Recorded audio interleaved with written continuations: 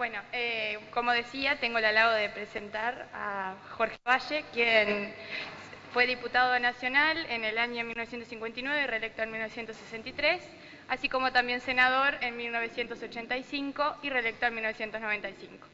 Yo que digo que era diputado nacional, nunca fui diputado de Peñarol, ¿no? Ah, qué mal, qué mal. Bueno, además de también político, es abogado y periodista.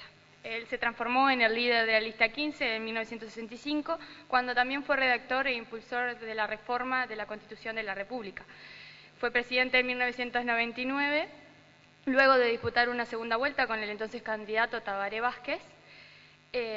Bueno, su mandato fue del 1 de marzo de 2000 al 1 de marzo de 2005. Durante su presidencia tuvo que enfrentar la crisis más importante desde el punto de vista económico y social de nuestro país, y con una conducta firme, profesional y junto a un gran equipo, logró que el país saliera rápidamente de dicha situación y retomar la senda del crecimiento. Todo el sistema político, incluido el vicepresidente actual, Astori, le reconoce dicha salida, y el Uruguay le agradece a Valle lo que evitó. Actualmente es una figura de referencia política y frecuentemente consultado por los periodistas en cuanto a temas trascendentales en la política. En lo personal, quisiera decir que mi abuela lo llamó como un ilustre. Dentro de ese concepto crecí yo y hoy confirmo que lo describió tal cual. Por esta razón es que para mí hoy es un honor presentarlo.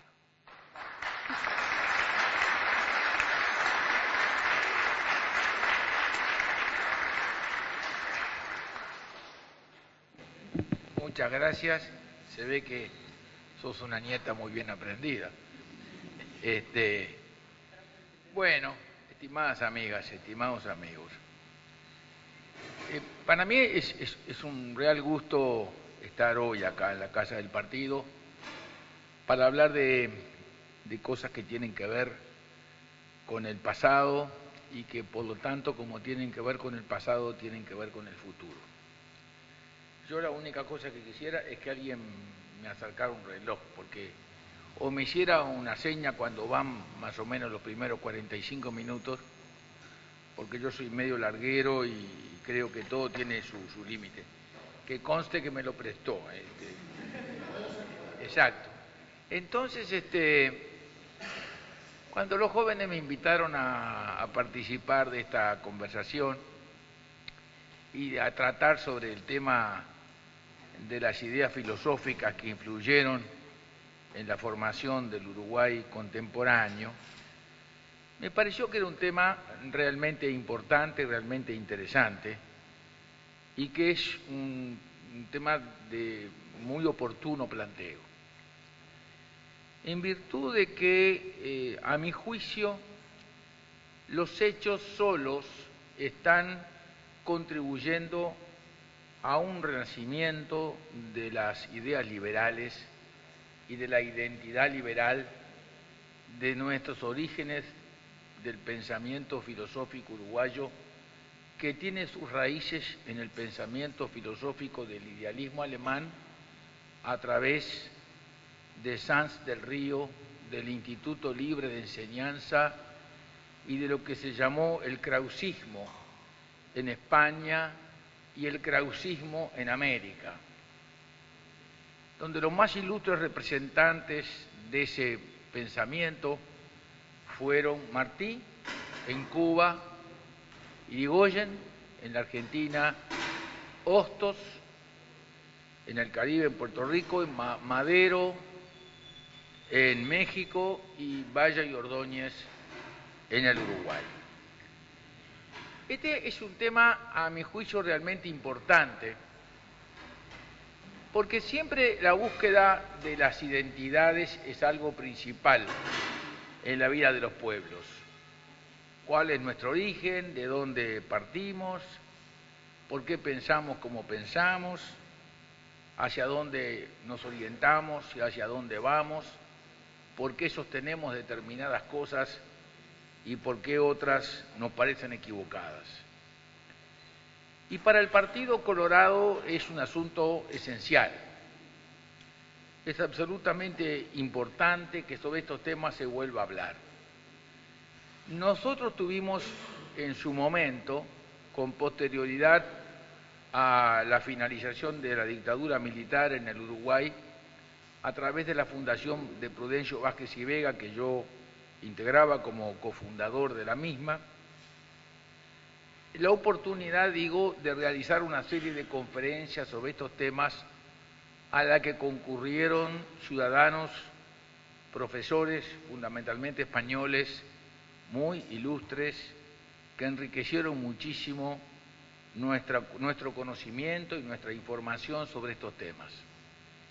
Ese fue el último esfuerzo, el primero y el último esfuerzo que se hizo para ahondar nuestro pensamiento a propósito de las raíces del pensamiento de Valle Ordóñez y del porqué de nuestro movimiento político, de dónde surgía nuestros fundamentos éticos, morales y filosóficos, y hacia dónde se orientaban, pues, nuestras acciones políticas. Esto se hizo en el año de 1988, se publicaron distintos textos en donde analizamos el pensamiento de Alberdi, que es, desde nuestro punto de vista, uno de los pensadores políticos, filosóficos y económicos más importantes de América del Sur, Juan Bautista Alberdi, el ilustre pensador argentino, autor de las bases para la primera Constitución de la República Argentina y quien influyó fundamentalmente en tiempos de Urquiza para la primera Constitución de la República Argentina, que luego modificada en cierta medida unos años después, cuando la ciudad de Buenos Aires se incorpora al resto de las Provincias Unidas, después de Cepeda y después de Pavón, se llega a la Constitución básica de la República Argentina, pero que no modificó las esencias establecidas por Alberdi. También estudiamos los textos de Echevarría. Tanto Juan Bautista Alberdi como Echevarría, como Esteban Echevarría, autor de un libro conocido por parte de su título, es una cosa exótica como los libros a veces no dan el título completo, dan sino de los libros se conoce parte del título. El título del libro de Echevarría fue El dogma socialista. Y digo esto porque cuando nosotros leemos, por ejemplo, La tierra purpúrea de Hudson, que para nosotros es un libro tan importante sobre la historia de la banda oriental, el libro en inglés no se llama La tierra purpúrea, se llama The Purple Land That England Lost, o sea, la tierra purpúrea que Inglaterra perdió. O sea que el tema no era tan simple como aparece en el título que nosotros manejamos habitualmente. Alberdi, emigrado de la Argentina, como muchos otros, vivió en el Uruguay, donde se recibió de abogado, y trajo, escondido entre su ropa, los borradores originales de los textos del libro de Esteban Echevarría, El dogma socialista. Esteban Echevarría también estuvo exiliado en el Uruguay, y el primer texto sobre enseñanza moral en las escuelas primarias de Montevideo en la época del sitio fue redactado a solicitud de la Junta Administrativa del Gobierno de la ciudad de Montevideo, precisamente por Esteban Echevarría. También trabajamos sobre todas las cosas de Krause y tuvimos la oportunidad con la Fundación Hans Seidel de que nos ayudaran financieramente a invitar desde Europa y particularmente desde España a distintos profesores que en aquel momento creo que nos dieron mucha luz sobre estos temas. Y yo quisiera hoy en esta, no digo primera reunión porque no les estoy pidiendo una nueva sesión, pero creo que estos temas, si no por mí únicamente, por otras personas que de este tema conocen tanto o más que yo, necesitan una permanente atención por parte del partido para reconocernos a nosotros mismos en un tiempo como este, en donde el materialismo histórico prácticamente ha quedado de camino y los valores del individuo, los valores de la humanidad, los valores a los que Krause en su libro inicial llama ideal de la humanidad para la vida, vuelven a ser el centro más importante del acontecer de los pueblos que habitan este planeta. Y eso me parece que está en la raíz de las cosas, vinculado a nuestro país y vinculado a nuestro partido. Muchas veces, y por esto voy a tratar de ser, si es posible, ustedes bien saben que no me es muy posible, lo más esquemático sobre estos temas, aunque son tan largueros yo como los temas, esto tiene un principio que parecería que habría que tratar de situarlo en algo, o en algún lugar, para uno conocerse a sí mismo. Cuando en 1813 se produce, después de la reunión entre cruces, de las instrucciones a los diputados que van a participar del primer Congreso para constituir el estatuto que va a regir la vida de los pueblos de las Provincias Unidas del Río de la Plata, diputados cuyos poderes fueron muy luego rechazados por la Asamblea. Las instrucciones de 1813 dicen una cosa, en la instrucción número 3, rarísima. Por lo menos es tan rara que no se repite en ninguna de las otras instrucciones recibidas por todos los demás diputados que en nombre de las demás provincias unidas del Río de la Plata enviaban sus delegados a ese Congreso Constitutivo. Como ustedes recordarán, la instrucción número 3 dice: se promoverá en toda su extensión imaginable la libertad civil y religiosa. Eso no es un concepto jurídico, porque la libertad civil está sujetada a los límites establecidos por la ley. Es precisamente la ley, al limitar nuestras libertades y ordenarlas, la que nos garantiza las libertades, la que nos protege nuestras libertades. Si fuéramos una sociedad de hombres perfectos, no precisaríamos ley. Es un poco la falla del anarquismo. El anarquismo supone que no hay necesidad ni de Estado, pero es claro, tendríamos que ser todos perfectos. Y no somos todos de Nacional, entonces no somos todos perfectos. Como consecuencia de esa circunstancia que no somos perfectos, la ley asegura nuestra convivencia pacífica. Y por tanto, ese perfil formal que da la ley, no solamente asegura nuestra convivencia pacífica, sino nos permite dentro de ella todas las libertades. Pero cuando decimos en 1813 que se promoverá en toda su extensión imaginable la libertad civil y religiosa, no estamos hablando de un concepto estrictamente jurídico, estamos hablando de un concepto fundamentalmente político, de un concepto filosófico. ¿Cómo es posible que ese núcleo reducido de personas, 20, 25 personas en extramuros, al lado de una ciudad que estaba todavía ocupada por España, dijera esa cosa tan fantásticamente diferente a todo lo que todas las demás provincias unidas del Río de la Plata dijeran a su vez, o le dieran a su vez a sus representantes como la misión que les tocaba llevar adelante en nombre de ella, de cada una de ellas, ante el Congreso? Porque se comprende que pudieran decir la libertad civil, porque estaban en una confrontación con el Imperio Español, en búsqueda de libertades políticas, de libertades civiles. Pero ¿y libertad religiosa? ¿Qué había en 1813 en el Uruguay? Había iglesias metodistas, había iglesias protestantes, luteranas, había organizaciones públicas masónicas, todavía no. Había organizaciones de otras religiones, islámicas, judías, africanas, No. Entonces, ese concepto de libertad civil y religiosa en toda su extensión imaginable, ella es la más importante fuente de nuestra identidad. Ella es la más importante definición de la identidad de nuestro país. La más absoluta y más plena libertad civil y religiosa.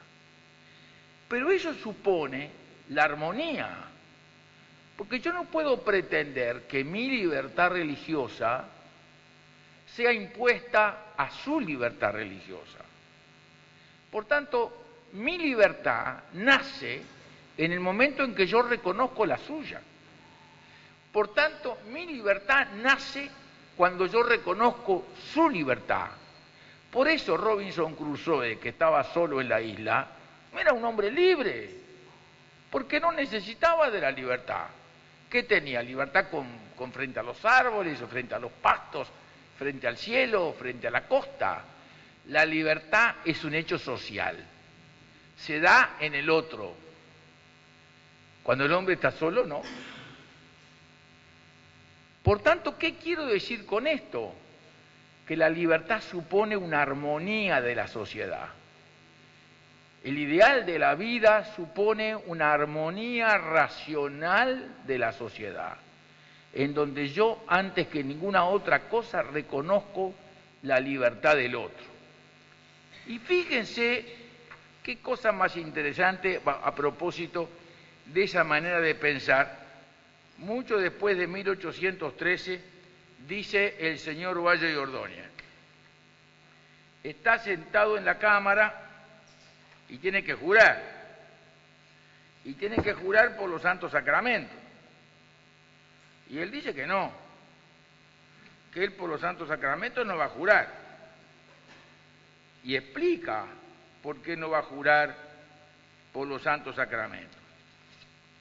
Y dice, haría moción para que se dijese simplemente, juráis por la patria desempeñar bien y fielmente el cargo de convencional para que habéis sido electo. Esto no quiere decir que yo no crea en Dios, pero es indudable que hay escuelas filosóficas, como la positivista, por ejemplo, que no quiere ocuparse de Dios, ni niega ni afirma su existencia. Y otras escuelas, como la materialista, que niega la existencia de Dios en absoluto. Esta fórmula es una imposición para aquellos que no creen en Dios, o que no quieren afirmar su existencia ni negarla. Es una imposición análoga a la que existe actualmente en nuestra Constitución con respecto al que cree en Dios, pero no en la Iglesia Católica. Estas escuelas, la escuela positivista sobre todo, está grandemente extendida. Hay entre nosotros muchos hombres ilustrados que profesaban esa doctrina. Creo que no debe imponerse ni a unos ni a otros una fórmula que ellos no podrían aceptar. Como la moción fue calificada por algunos como ultraliberal, Valle contestó así: creo que el calificativo no le corresponde, que no lo merece. No soy ultraliberal, soy modestamente liberal y nada más. Es en efecto simplemente liberal no querer imponer las propias creencias a quien profesa las contrarias. Y es liberal también no hacer que escuelas filosóficas completamente distintas a las que uno profesa tengan que abatirse ante una fórmula impuesta de antemano para venir a expresar un juramento en el recinto de una asamblea constituyente. No es simplemente un símbolo. El positivista no quiere hablar de Dios, no quiere mentarlo, porque dice que no es un asunto de que debe ocuparse. ¿Y por qué hemos de obligar nosotros al positivista a que jure por una entidad a la cual no quiere tener en cuenta su fidelidad a la patria, de que ha de cumplir estrictamente sus deberes? Pero más allá del positivista está el ateo, que yo creo que puede ser ciudadano y que puede venir al recinto de una asamblea constituyente, que no cree en Dios y que no querrá, por lo tanto, jurar por Dios. ¿Y por qué hemos de dar una fórmula que lo excluya? ¿Qué quiere decir? Que este es el concepto que refleja precisamente lo que dice la instrucción número 3, la libertad civil y religiosa en toda su extensión imaginable. Esa es nuestra principal y mayor identidad como nación, nuestra principal y mayor identidad como nación. Básicamente, pues, cuando analizamos esta situación, yo quería hacer algunas reflexiones a propósito del origen de este pensamiento. Origen de este pensamiento del llamado racionalismo armónico, que es el que predominó básicamente o prácticamente a lo largo y a lo ancho de todo el...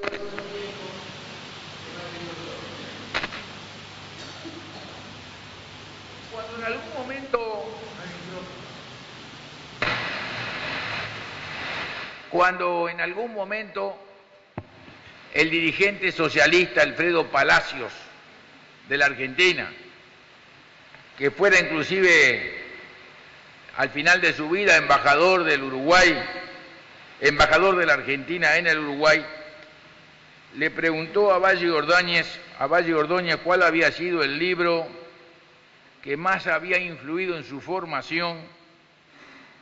Don Pepe no tuvo inconveniente en admitir que había sido justamente el curso sobre Derecho Natural de Arens. En ese libro, que está en su biblioteca, él escribió: este ejemplar de la obra de Arens me ha sido regalado por Ricardo Areco. Es un obsequio que aprecio mucho, porque en esta gran obra he formado mi criterio sobre el derecho y ella me ha servido de guía en mi vida pública. José Valle Ordóñez, 1913.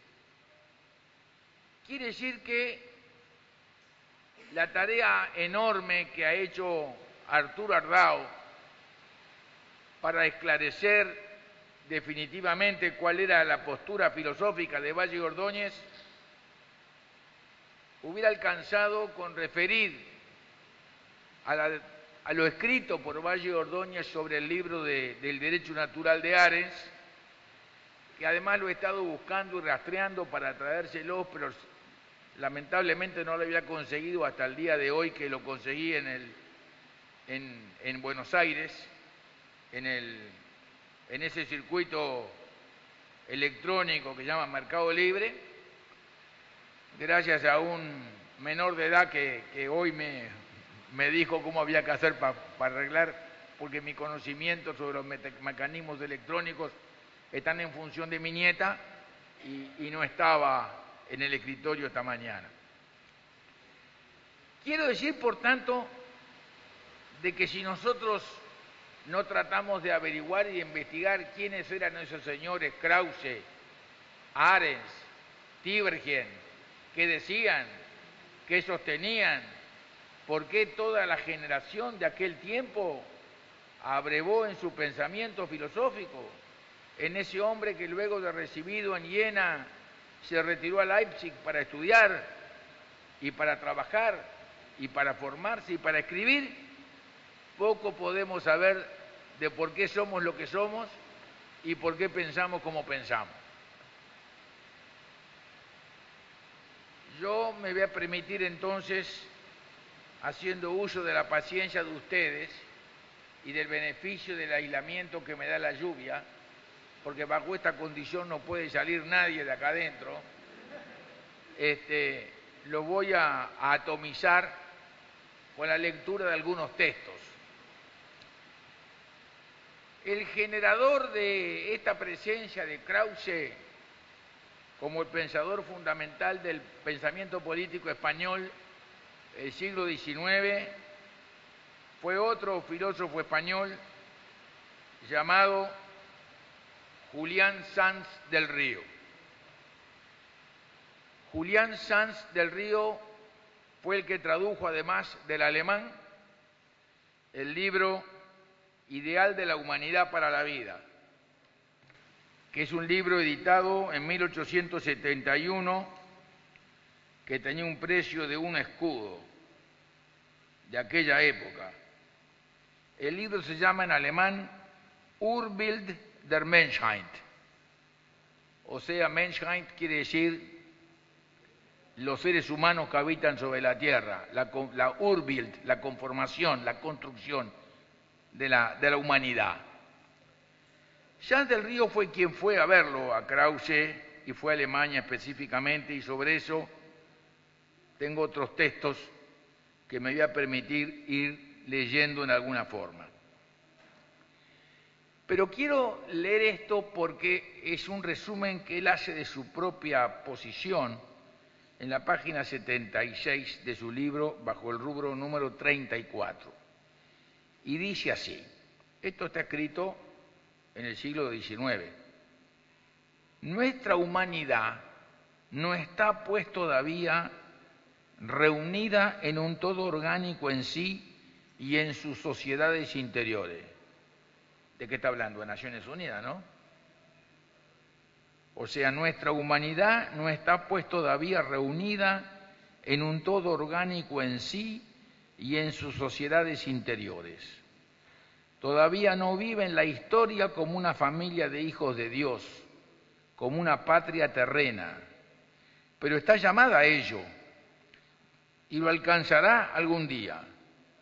Dios, la razón,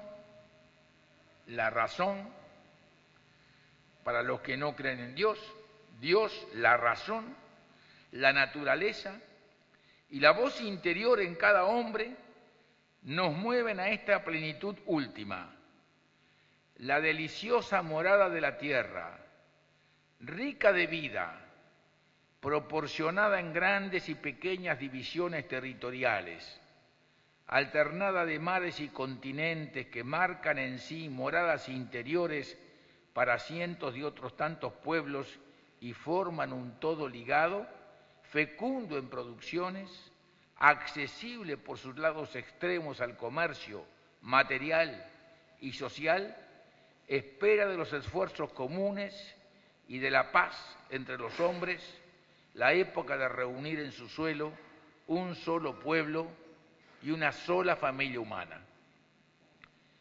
Esto, en buena medida, abreva en Kant, el gran filósofo alemán, con sus textos no solamente filosóficos, sino políticos sobre la paz mundial. ¿Cuánto no han ganado en desarrollo y en cultura los pueblos cuando se ha abierto entre ellos alguna nueva puerta de comunicación cercana o lejana? Bill Gates. La nueva puerta de comunicación cercana o lejana fue primero el mar, después el telégrafo y ahora Bill Gates. Bill Gates ha hecho más revoluciones con la Internet que la Revolución Francesa. Fíjense lo que hubo en el norte de África. ¿Cuánto, pues, no han ganado en desarrollo y en cultura los pueblos cuando se ha abierto entre ellos alguna nueva puerta de comunicación cercana o lejana y cuando se ha extendido esta comunicación a mayores relaciones y objetos? Queda hoy a la cultura europea su realce característico y presta a nuestro comercio social aquella dignidad de maneras junto con el tono delicado que lo distingue, sino el que nosotros rodeamos ya libremente toda la tierra, que hasta los pueblos más extremos de Europa se comunican unos con otros y reparten entre sí los frutos de la naturaleza y de la inteligencia. Comercio libre, tanto los bienes como la cultura. Es más importante la cultura que los bienes para él. Estos pueblos y todos deben conservar y conservará cada cual la originalidad de su carácter y destino en la unidad del destino humano. Determinarán este carácter y lo educarán, reuniéndose en sociedades gradualmente comprensivas y llegarán últimamente a unirse en una alianza y pueblo terreno. Alianza no es la palabra utilizada por Valle Ordóñez en la Conferencia de La Haya. Si tantas veces tantos pueblos han constituido alianzas para el mal, no es bueno que constituyan alguna vez una alianza para el bien, ¿no es verdad? Y fíjense lo que dice ahora, punto y aparte, y dice ciencia, arte, Estado, religión, todas estas instituciones fundamentales miran últimamente a la realización de toda la humanidad en la Tierra. Krause fue contemporáneo de Hegel, un gran filósofo alemán. ¿Qué diferencia entre Hegel y Krause? Para Hegel la sociedad es el Estado y está únicamente representada por el Estado. Para Krause, la ciencia, el arte, el Estado, la religión, todas estas instituciones fundamentales miran últimamente a la realización de toda la humanidad en la Tierra como un hombre interiormente culto. Lo más importante es el hombre en sociedad. El Estado es un instrumento que la sociedad se da a sí misma en procura de afianzar las condiciones de pluralidad social y con el respeto del individuo. El Estado no reemplaza al individuo, debe estar al servicio del individuo. El Estado no es un fin en sí mismo. Si desaparece la sociedad, no existe el Estado. Por tanto, la sociedad es anterior. El hombre es lo primero. No es el Estado el que nos ordena ni el que nos manda. Es una herramienta para muchas cosas irreemplazable, insustituible.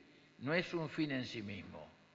El fin en sí mismo es la humanidad y sus ideales éticos y sus ideales morales. Esto es lo que representó la generación de Valle Ordóñez para el Uruguay. Cada cual de estas instituciones aguarda del complemento del todo el suyo propio. Todas trabajan con designio o sin él para la edificación humana en el todo y en las partes. Aunque se necesiten muchos siglos para haber históricamente cumplido este fin último, ¿es menos digno del hombre considerar como un presente el total porvenir de nuestra naturaleza? ¿No debemos nosotros ya desde hoy vivir en el espíritu de nuestra historia definitiva? ¿Será esta algún día efectiva si nosotros hoy no aspiramos a realizarla? ¿No somos nosotros una potencia de Dios, un factor libre de la historia universal? ¿Desmayará nuestro interés una vez aplicado al fin de nuestra humanización en el todo y en las partes?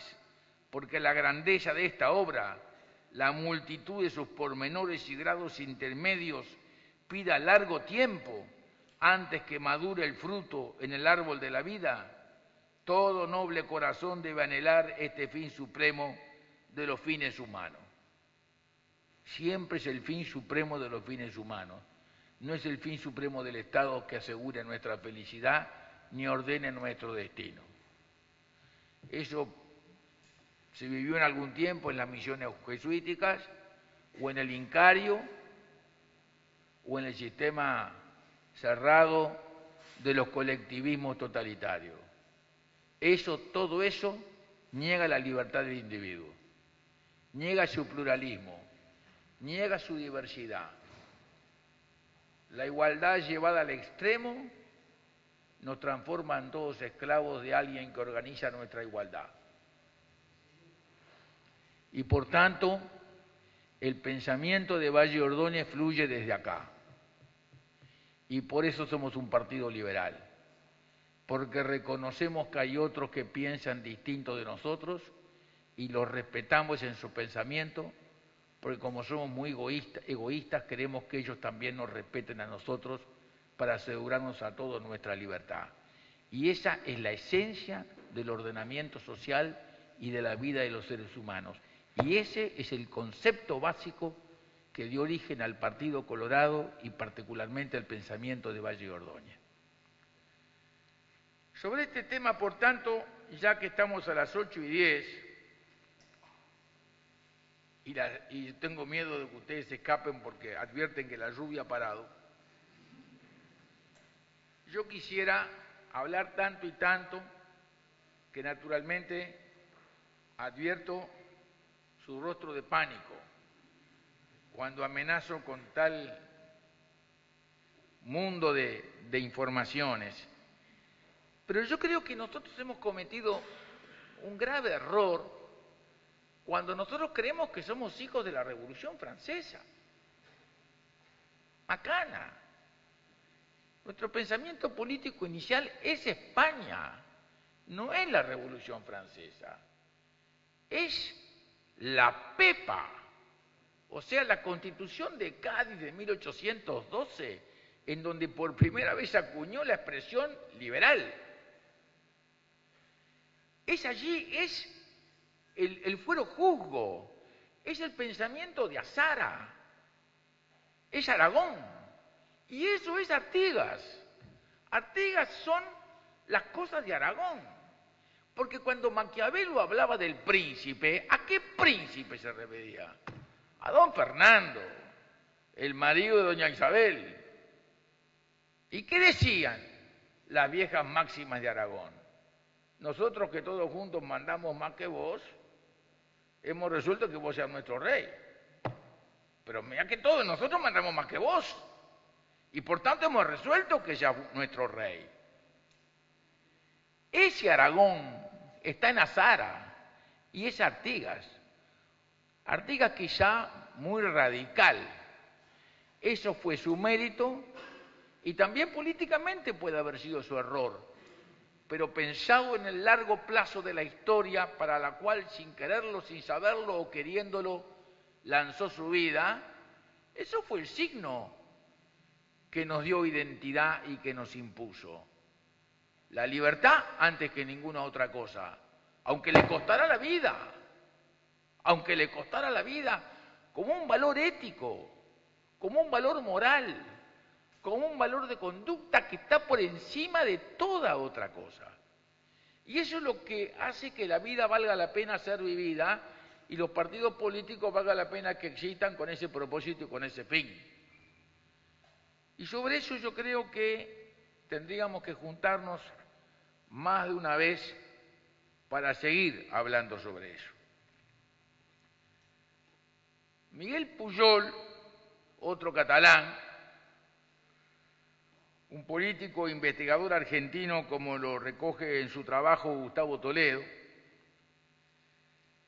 interesado en la obra de don Pepe y el krausismo, dice que el krausismo fue una respuesta a los movimientos absolutistas y a los movimientos socialistas. Buscaba modificar el derecho civil en sus aspectos más crudamente individualistas y construir una sociedad donde se mantuvieran los principios del derecho natural, de la individualidad y de la libertad, y en la que la distribución de la riqueza fuera más justa. Don Lorenzo le escribe a su hijo y le dice, pero decime una cosa, ¿qué te vas a dedicar al derecho natural y a la poesía? ¿De qué vas a vivir?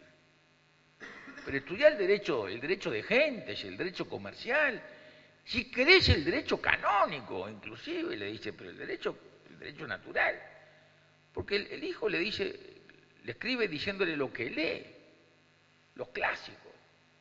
Leía todos los griegos y leía la Biblia. Y además leía el derecho natural. Y le contesta el hijo, pero si no conozco el derecho natural, ¿qué otro derecho sirve si todo se refleja sobre la base del derecho natural? El derecho natural es el que reconoce en el ser humano las condiciones naturales que son propias del ser humano, que fue el gran lío que tuvo la civilización antigua, clásica y romana con Jesús. Ese fue el gran lío. Porque cuando te querían echar de Grecia, ¿qué pena te aplicaban? ¿Te acordás Alcibíades, que en la asamblea de Atenas, en las ostras, le ponían una cosa llamada el ostracón, con la que te desterraban? ¿Y qué te pasaba si te desterraban de Atenas? Eras un esclavo, loco. Así como mirás, con esos lentes y todo, estabas frito, eras un esclavo total, porque no tenías derechos como persona. Los derechos eran de la polis. Si eras ciudadano de Atenas, o de Tebas, o de Esparta, o de Corinto, tenías los derechos propios de tu condición de ciudadano de esa ciudad, y allí podías ser propietario, padre de familia, tener un comercio, ser un juez, ser un gobernante, ser un sacerdote. Pero si te echaban de la ciudad y te desterraban, los derechos no iban contigo, estaban depositados en la ciudad. Y por eso todas las tribus bárbaras querían ser ciudadanos de Roma, porque era la única forma de poder transformarse en ciudadanos completos. Hasta que llegó un día un señor llamado Jesús y dijo: pues están todos locos. Los derechos por ser persona no te los da nadie, ni te los puede quitar nadie. Esa es la gran transformación que transforma el mundo clásico. Es esa. La gran transformación que transforma es la de